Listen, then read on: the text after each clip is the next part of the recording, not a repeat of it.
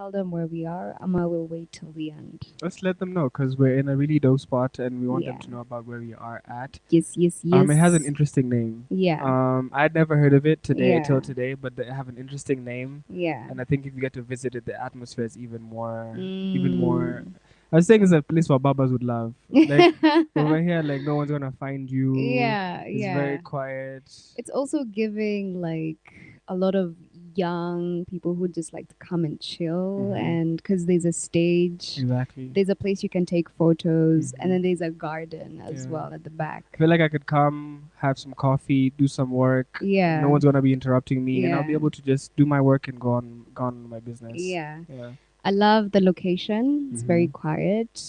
I wasn't sure. Like when you got to the gate, I'm like, it looks like a place, but it's not. Yeah. Like there's no sign that tells you here. Here, yeah, Umefika, Umefika. umefika, niaje umefika. Yeah, it's actually because of the lights that we were like, wait, maybe it's here because we could see the lights from outside, Yeah. and we were like, okay, let's go check it out. Well, they have a bit of a history. They were at Lavington, Okay. and then the place burnt down. No way. Yeah, Like it burnt down, burnt it burnt down. down, burnt down. Okay. So they decided, okay, let's relocate, and this is where they came. Okay. And they've been open for about 4 months, and it's an incredible space. It's called the Nomad Corner. The Nomad Corner. Yes, Okay. it is in Riverside. So it's interesting to find it. If you're trying to find it, on Riverside Drive, there's a turning for 104 Riverside. So Yeah. if you're looking for the Nomad Corner, the best thing for you to do is on Riverside, look out for 104 Riverside Mhm. Drive, because the Riverside Drive literally it's like a long, long drive. Yeah. So if you're looking for like the Nomad Corner, definitely look out for 104 Riverside Drive. Riverside, yeah. Turn down that lane, and that is where the Nomad Corner Yeah. is It's like located. your second gate on your left. Because there's the first gate, there's a Yeah, second there's gate, and the then there's the second last gate, gate at the yeah. bottom of the hill. But don't go Yeah. all the way to the bottom of the hill. It's quite a steep hill. It's the second gate on the hill. Yeah. Yeah. So what I really love about this spot is there's ample parking when you Mhm. get in, so you're sorted on the parking. Definitely. And then when you walk in, the lights are incredible. Mm. So it's like, okay, this is cute. Yeah. Then there's a stage on your Uh-huh. right. So it's like, what? I was really thrown off by the light because, okay, I'm not a photographer and I can see books here about lighting, creative lighting, and all of that. Yeah. But like, it seems like there's very limited light or minimal light. But then when you look at the video, you see there's actually light It in the has like a room. nice mood. But yeah, so it's like it creates an ambience with the light. So Yeah. it's like it's not too bright, Yeah. but it's enough light where you can take photos, see yourself. So mhm. it's really well put together in terms of even the menu. Yeah. I don't think I could ever say I've been to a Sudanese restaurant, Mm. but when you look at the menu, they have a lot of Sudanese options on the menu, yeah. which is something I don't think I can ever say You've tried. I've tried. Yeah. And I've been to Sudan, mm-hmm. but like the fact that you can have like Sudanese food here Yeah. is one of the most unique things for me. Yeah. Yeah. So as of now, I actually have a Sudanese tea. Okay. So I wanted to try that just to. I saw they even taste. have camel on the menu. Yeah, they have They have camel. camel on the menu. Like the menu has so many interesting things. I'm like, yeah. It's I don't different. even know what I would choose from the menu because Exactly. it's such a ni vitu hukulangi kila siku. Yeah. So it's like, okay, It's of different. all of these different things, Mm. what would I enjoy? What would my palate be attracted to? I hear you. So once now you come in, it's amazing. You spoke about the ambience. I really love the art. They have like a different photos, different pieces that they Mm. have, which is so cool. And I feel like some of these pieces are even like the owners. Like I feel like some of the paintings yeah. or some of like the photos are Yeah. his own. Yeah. And I feel like that's when you're a photographer, you get a chance to also see what your work would look like in Yeah. spaces. Yeah, Because just you take showcase. photos, but like yeah. photos and spaces is a whole different thing. It is. It Yeah. is. So the furniture is very different. I like that. Like you don't have like the same set everywhere, which is dope. And then you go down and they actually have a photo studio, which is mind blowing because the owner is a photographer. And if you did not know, his name is Emmanuel Jumbo. He's one of the big top, if I would say, photographers that we have in the 254. And I like how he decided to combine his work and probably a part of where he's from with the food, Exactly. and then have a space where people can come meet, come have like a good time with the stage, come perform. And it's vibes actually. It's incredible. It's Uh, and I incredible. feel like for creatives, sometimes you're like, I need a space that I can be comfortable. Because, like, Yeah. work is where you spend a lot of time doing your work. So Yeah. you want a workspace that's conducive for your work, but a Mhm. workspace that you can also you can be comfortable and enjoy yourself. Yeah. Amaja.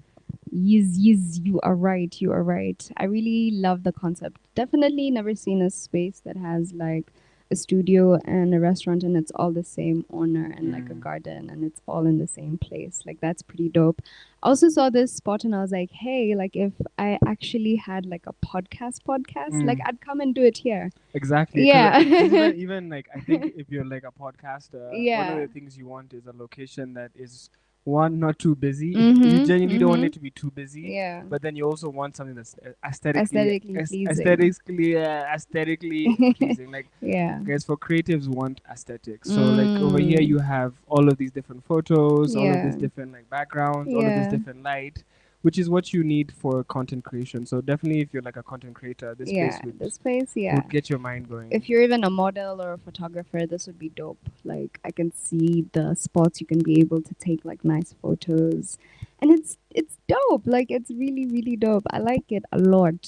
A lot, a lot, a lot. It's a Thursday. It's been raining. You were very kind, or they were very kind. Yeah. We asked them to turn off the The music. music, yeah. So they actually were gracious enough to like take out the music and let us just have a conversation. But you Yeah. were saying something about Thursday. Yeah, Thursday. It's been hectic on the roads. It's been raining, but Mm. I'm glad that we made it on time. Actually, I was like, oh my god, will we make it on time? But here we are. I feel like I learned the hard way Mhm. that if you want to make it somewhere on time, you Yeah. leave on time. Like if Mm. you're leaving the house, like just if you give yourself time, you Yeah. always have time. But it's like making a decision of, okay, do I want to be on time? Do I not want to be on time? And then like Mm. calculating, because there'll always be mistakes and things will always go wrong. Even like Yeah. with the wedding, it's like you're planning all of these things, but like Mm. things will go wrong in Yeah. its own way. So it's like things will go wrong, but how do you stay on track? Yeah. I Yeah. hear you. I hear you. I hear you. We had our last premarital counseling class today. How do you feel about that? I'm just tired in life in general. I'm just Mm. very tired. Mm. So I've been saying I'm trying to balance, and Mhm. today someone says you don't say you're trying to balance, you actually You actually balance. balance. But I'll be honest and say I'm just tired. Mm. Um, More so emotionally and mentally than physically. Mm. But I'm I'm in a space where I'm yearning for a break. But Mm. it's like I feel like life is like before you can get a break, you have to do these things. So I'm Yeah. like, but these things is what I've been doing, and I need a break from these things. So Mm. I'm gonna be honest and say, if I could get a break, I'd be very happy. Mhm. Like the word happy. Wow, Mm. very happy. But right now I'm just very tired. Mm. I guess people care about what they care about. And I'm trying to care about the things I should be caring about, trying to do the Mhm. things I need to be doing, because Mhm. there's things I'd be fumbling with too. So I'm trying to do my best where I can, Mm. and when I mess up, I'm allowing myself to mess up and forgiving myself. Yeah. That's how you learn and you grow. It's not just looking at the mistakes as mistakes, but looking at them as like stepping stones to learn. And I don't know, it's been great. I cannot wait to ask you that question and then get like, I'm happy or I'm at peace or I'm content. Like, I'm looking forward to that response from you. But yeah, it's been a hectic week. I feel like though the days are going by so fast. I feel like that's Sijui. what's even scary for me because so much is happening. It's Yeah. like, do I have enough time to do all the things I need to be doing? I Yeah. hear you. But like with life, I know it's all about planning. Like you just have to plan ahead and everything sort of like falls into place ish or it's supposed to go the way it's supposed to go, but you need to definitely plan ahead. And that's where I guess we fumble the most. It's not planning and yeah, trying to make sure that hey, if I need to do this on this date that actually plan ahead and then do it. But I feel like, Mm. can you really like plan everything to the T in the sense of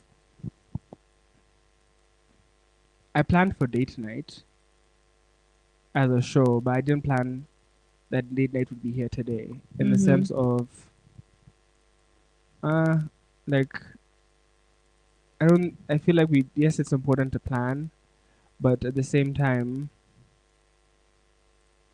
I don't even think this was in my wildest dreams. Like, yeah, I mean, I did want it to work out, Mm-hmm. but it was just like, yo, I feel like people need a. Sp- I think I was single. I was like, people need to know where to go for dates, Mm. maybe. But like, I guess like as much as we plan, how do we leave room like for shit to go south or for things not to work out? So, with what I've learned is yes, you will plan, but you can't plan everything to the T because life happens. Like something, somebody, somewhere, something will happen. Mhm. And those are the things you can't plan for. But for you, what you can plan for is your side. Like for me, what am I doing to make sure that I get A, B, and C done? Mhm. And if I'm doing A, B, and C, and an external factor or somebody comes in and then maybe messes it up, I know that I did A, B, C and I planned for A, B, C. And when that happens, or somebody comes and tries to stop, or, just whatever factor it is, I know that I will be able now to work around what is happening Mhm. and then try to find the best solution going forward. Okay. Yeah. I think I don't know, like I used to dream a lot, but then I struggle with that dreaming thing. But give me a second, I want to take this phone call. But like I struggle with that Okay. dreaming thing. But I guess keep going. You struggle. Okay, so for me, I'm going to say that there's my stepdad who used to plan a lot. Like he'd wake up in the morning and then plan his whole day, which was so incredible. Like he'll be like, I have a meeting here, I have lunch here, like everything to the T. And this is one thing that I really admired about him is because he got things done. He didn't wait for somebody to come tell him what to do. He knew this is where I'm meant to be at this time. And I feel like, and not even I feel like, he told me that that's why he's as successful as he is. It's just the small things like planning, budgeting, thinking at least, I guess, 2 steps ahead. And that's how he just was able to navigate through life and how he was able to do a lot of things, which I was like, wow, this is incredible. It did take time for him to be like that, but he used to know this is what I'm meant to do. This is my part. This is budgeting for this whole month. What do I